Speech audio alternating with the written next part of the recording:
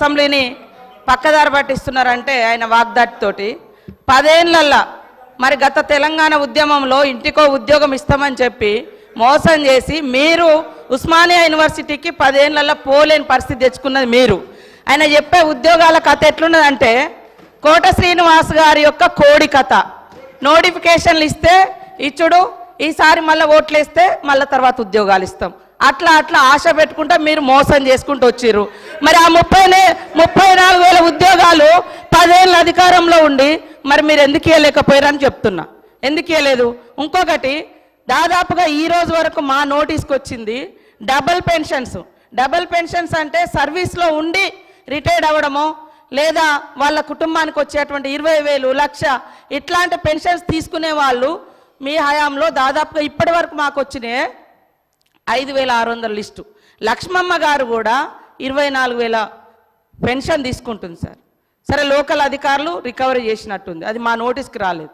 ఆమె 24,000 పెన్షన్ తీసుకుంటుంది, ఇటు 2,000 పెన్షన్ కూడా తీసుకుంటుంది. ఇంకొకటి, వారు చెప్పారు ఉద్యోగులకు 2 పెన్షన్లు ఇస్తామని చెప్పారని. ఎస్, మీ ప్రభుత్వంలో రాగానే ఆశా వర్కర్లు కావచ్చు, అంగన్వాడీలు కావచ్చు, బస్ డ్రైవర్ల తల్లిదండ్రులు కావచ్చు, వాళ్ళ పెన్షన్ కూడా తీసేసారు. కానీ మీ నాయకుల కుటుంబాలు, వాళ్ళ తమ్ములు అన్నలు వాళ్ళు తీసుకున్నారు కార్పొరేషన్ల పేరు మీద, వాళ్ళ కుటుంబంలో పెన్షన్ తీసుకున్నారు ఉద్యోగం వస్తుందని. కానీ వేరే చిరు ఉద్యోగుల యొక్క తల్లిదండ్రుల పెన్షన్ మాత్రం మీరు తీసేసారు సార్. కాబట్టి మీరు మాట్లాడేటప్పుడు వాస్తవాలు చూసుకోవాలి.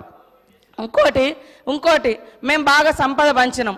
25,000 కోట్ల రూపాయలు హైవేలు, ఫామ్ హౌస్లకు, మరి అదేవిధంగా దున్నేటటువంటి వాళ్లకు, కష్టపడేటోళ్ళకేమో పట్టాలేదని మీరు ఇవ్వలేదు. మీరు ధరణి తీసుకొచ్చి పాపం పేదోళ్ళు అనేక మందికి పట్టాలు ఇవ్వకుండా, ఎవరెవరికో పట్టాలు ఇచ్చేసి సాగులో ఉన్న వాళ్ళకి పట్టాలు ఇవ్వకుండా, రైతు బంధు రాకుండా అన్యాయం చేశారు. కాబట్టే గ్రామీణ ప్రాంత ప్రజలు మాకు పట్టం కట్టింది సార్. అదేవిధంగా పేదలకు ఇండ్ల విషయం, మీరు ఇన్ని బిల్డింగ్ల గురించి చెప్తున్నారు. లక్షలాది మంది పేదోళ్ళకి ఇండ్లు లేక ఇబ్బంది పడుతుంటే మీరు ఏ పేదోళ్ళకి ఇండ్లు ఇచ్చిర్రు సార్? 10 ఏళ్ళల్లా ఎవరికి ఇండ్లు ఇచ్చిర్రు? కాబట్టి మీరు ఇండ్లు ఇవ్వలేదు. బంగ్లాలు చెప్తున్నారు, ఓకే, బంగ్లాల గురించి చెప్తున్నారు, ఓకే, పేదల బాధల గురించి కూడా మాట్లాడండి. కాబట్టి ఇవాళ అనేక అవుట్సోర్సింగ్ ఉద్యోగులకు సంవత్సరాల తరబడి, నెలల తరబడి జీతాలు ఇవ్వకుండా ఇబ్బంది పెట్టింది మీరు. మేము నిజంగానే అనుకున్నాం సార్, మీరు రోజు ధనిక రాష్ట్రం బంగారు తెలంగాణ అంటే బయట నుంచి మేము కూడా అదే అనుకున్నాం, బంగారు తెలంగాణే ధనిక రాష్ట్రం అని. ఇవాళ మీరు ధనిక రాష్ట్రం ఇచ్చిపోతే మేమే మొత్తం అప్పులు చేసి ఇచ్చిన వాగ్దానాలు అమలు చేయనట్టుగా, మరి మీరెందుకు అమలు చేయలేదు? మేము 6 గ్యారంటీలు ఇస్తే మేము 500 గ్యాస్ సిలిండర్ అంటే మీరు 400కే ఇస్తామన్నారు.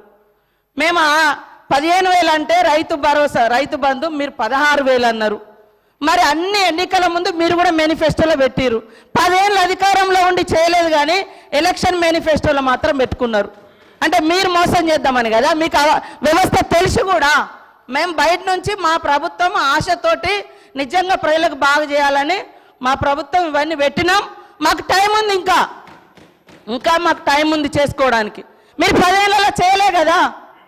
మీరు అన్ని పేపర్ లీకేజీలు ఇచ్చారు, ఇండ్ల పేదలకు ఇండ్లు ఇవ్వలేదు. మీరు పెన్షన్ కూడా 57 సంవత్సరాలకే ఇస్తానని మీరు గతంలో 2014 నుంచి 18 వరకు అధికారంలో ఉన్నారు. 18లో మేనిఫెస్టోలో పెట్టారు. ఎప్పుడు ఇచ్చారు? 3.5 ఏళ్ళ తర్వాత పెట్టారు. అదేవిధంగా 2,000 పెన్షన్ కూడా ఎప్పుడు పెంచారు? మీరు అధికారంలోకి వచ్చినాక 6 నెలల తర్వాత పెంచారు. కాబట్టి ఇవన్నీ కూడా ఉన్నాయి. మేము అనుకున్నాం నిజంగా అద్భుతంగా ధనిక రాష్ట్రం ఉంది, రైతులకు ప్రజలకు అన్ని ఇద్దామని. కానీ 6 నెలలు సాధ్యం కాలేదు. కొన్ని మీరు రైతు రుణమాఫీ అని చెప్పి 8-10 ఏళ్ళు చేసిరు, అనేక విడతలుగా చేసిరు. మేము ఒక్కొక్కటి చేస్తున్నాం, ప్రజలు సంతృప్తిగా ఉన్నారు. కానీ బాధంతా మీకే కనబడుతుంది, 3 నెలల ఎలక్షన్ కోరికే పోయింది సార్, అది కూడా తెలుసు. కానీ పదే ఇవ్వలేదు. ఇవ్వకుండా మాకు ప్రజలు బుద్ధి చెప్పేటప్పుడు చెప్తారు. ఖచ్చితంగా ఇచ్చిన మాటకు మేము కట్టుబడి ఉంటాం. కొద్దిగా ఓపికతోటి ఉండండి. మీరు కూడా చాలా చేయలేదు, కానీ మేము చేస్తాం. సార్, మంత్రులు ఇట్లా డిస్టర్బ్ చేస్తే అధ్యక్ష ఓపికతో ఉండమంటున్నారు.